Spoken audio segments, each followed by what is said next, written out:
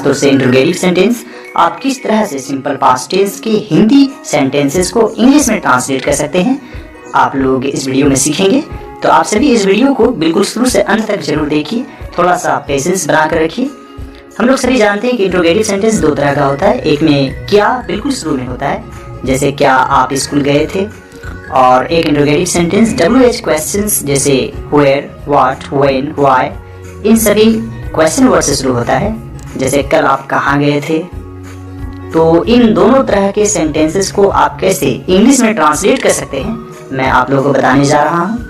तो कुछ एग्जाम्पल्स लेते हैं। मान लीजिए, क्या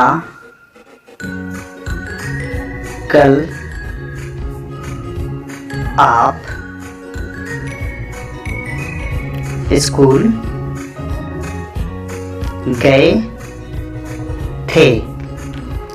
तो इस सेंटेंस को कैसे इंग्लिश में ट्रांसलेट कर सकते हैं। क्या शुरू में है तो ये टाइप 1 है। डिड को पहले करना है। डिड लिखने के बाद सब्जेक्ट लिखना है। सब्जेक्ट क्या है, आप यानी यू। फिर वर्ब 1 लगाना है, जाना का गो होता है, base form of the verb. Did you गो, कहाँ, टू स्कूल। कब, येस्टरडे यानी बीता हुआ कल। आने वाला कल का टुमारो होता है, और यहां पर क्वेश्चन मार्क। कुछ और एग्जाम्पल्स लेते हैं, जैसे आपने मुझे गाली क्यों दी। तो यहां पर हो जाएगा क्यों यानी व्हाई, ये टाइप 2 है। WH क्वेश्चन व्हाई, तो सबसे पहले व्हाई को लिखेंगे। इसके बाद डिड लगाना है। डिड सभी सब्जेक्ट के साथ लगता है। आपने का यू लिखना है। व्हाई डिड यू, गाली देना का एब्यूज होता है।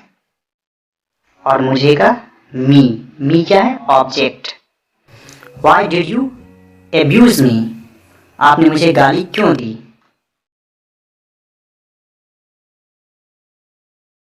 इस कुर्सी को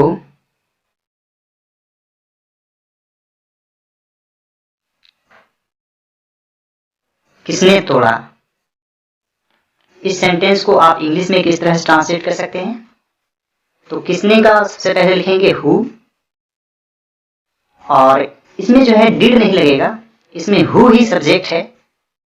तो यहां पर हो जाएगा who broke, verb to use होगा, हु ब्रोक दिस चेयर।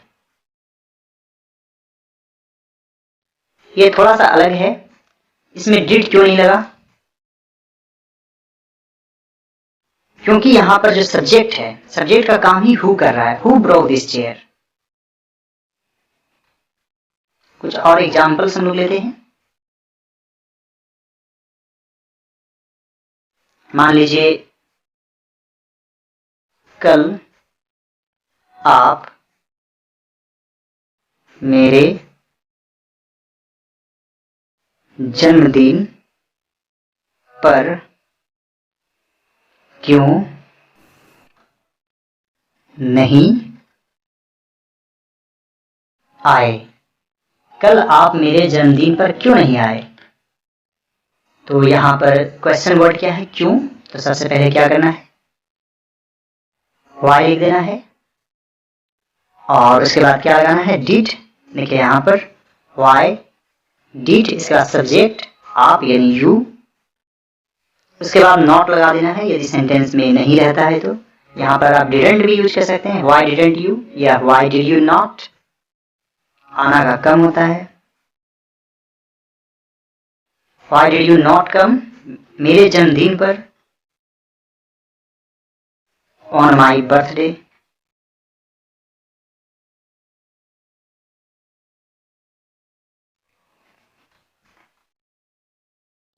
मान लीजिए एक शुरू में क्या वाला लेते हैं, क्या उसने तुम्हारी मदद की। क्या उसने तुम्हारी मदद की। तो क्या शुरू में है तो डिड को पहले कर देना है। उसने का यहाँ पर ही लिखना है। उन लोगों का रहेगा तो दे, हम लोगों का ऐसा कुछ रहेगा तो वी। तो क्या उसने तुम्हारी मदद की, डिड ही हेल्प यू। जब डिड लग जाता है सेंटेंस में तो वर्ब वन यूज होता है। इसमें डिड नहीं है इसलिए वर्ब टू यूज हुआ है। कुछ और एग्जाम्पल्स हम लोग लेते हैं। मान लीजिए अभी आप लोगों ने होली मनाया होगा। तो आपने होली कैसे मनाया।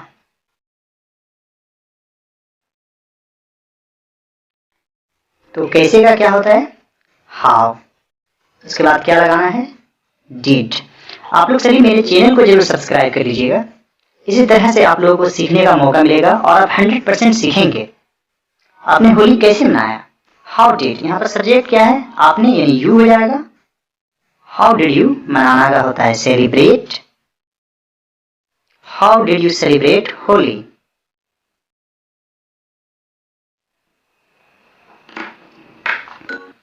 इसके बाद कुछ और एग्जाम्पल्स लेते हैं। जैसे क्या आपने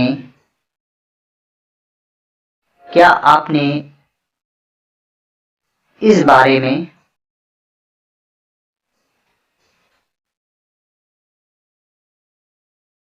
उसे बताया। तो क्या आपने इस बारे में क्या शुरू में है तो डिड को पहले करेंगे। उसके बाद आपने यू हो जाएगा, बताना का टेल होता है। डिड यू टेल, उसने उसे का हिम लिखेंगे। डिड यू टेल हिम, इस बारे में अबाउट दिस लिखेंगे। Did you tell him about this. और कुछ एग्जाम्पल्स लेते हैं। जैसे मान लीजिए भारत को आजादी कब मिली। तो यहां पर जो है कब का क्या होता है, व्हेन। इसके बाद क्या हो जाएगा, डिड।